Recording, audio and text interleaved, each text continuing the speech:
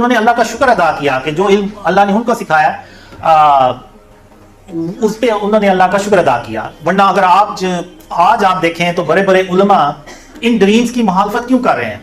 وہ اس لیے کر رہے ہیں کہ ایک ایسے شخص کو اللہ نے خواب دکھا دیے ہیں کہ جس کی نہ داڑھی ہے نہ کوئی نیک اعمال ہے.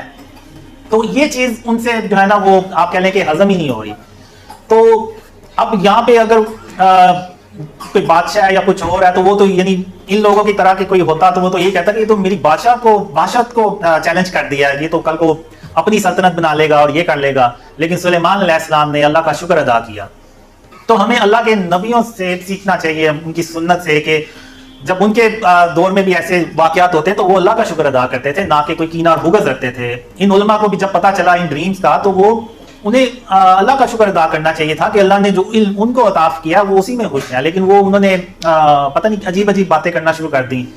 تو بہرحال اب جب ملکہ سبا جو ہیں وہ سلیمان علیہ السلام کے پاس پہنچی تو اس سے پہلے سلیمان علیہ السلام نے ان کے جو تخت ہے نا اس میں رد و بدل کر دیا کہ دیکھیں کہ ملکہ سوجھ بوجھ رکھتی ہے یا سوجھ بوجھ رکھنے والوں نہ رکھنے والوں میں سے ہے.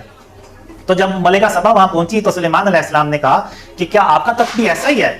تو ملکہ نے اپنے تخت کو جب دیکھا تو اس نے پہچان لیا. تو اس نے کہا کہ یہ تو میرا ہی تخت ہے، اور ہم کو اس سے پہلے ہی سلیمان علیہ السلام کی عظمت اور شان کا علم ہو گیا تھا. تو پھر سلیمان علیہ السلام نے کہا کہ ہم محل میں چلیے.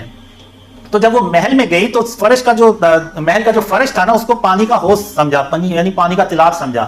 تو اپنے ٹانگوں سے کپڑا اوپر، پنڈلیوں سے اوپر کپڑا کر لیا.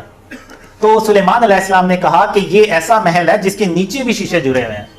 تو اب یہاں پہ جو ملکہ سبا نے ورڈ یوز کیے وہ بھی ان پہ بھی ذرا غور کریں. تو ملکہ نے کہا کہ میں اس سے پہلے اپنے اوپر ظلم کرتی آئی تھی، یعنی شرک کرتی رہی تھی، اور اب میں سلیمان علیہ السلام کے ساتھ اللہ رب العالمین پر ایمان لاتی ہوں. تو اب یہ جو واقعات ہیں یہ اللہ نے سلیمان علیہ السلام کا ایک ہی واقعہ ایسا بیان کیا ہے. اب ہو سکتا ہے پتہ نہیں کتنی قوموں پہ سلیمان علیہ السلام نے ایسے ہی چڑھائی کی اور ان کو شرک سے منع کیا ہو اور ان کو مسلمان کیا ہو. تو اب جو اللہ نے جو معیار بنایا تو وہ بھی جو ہے نا شرک کی بیس پہ بنایا.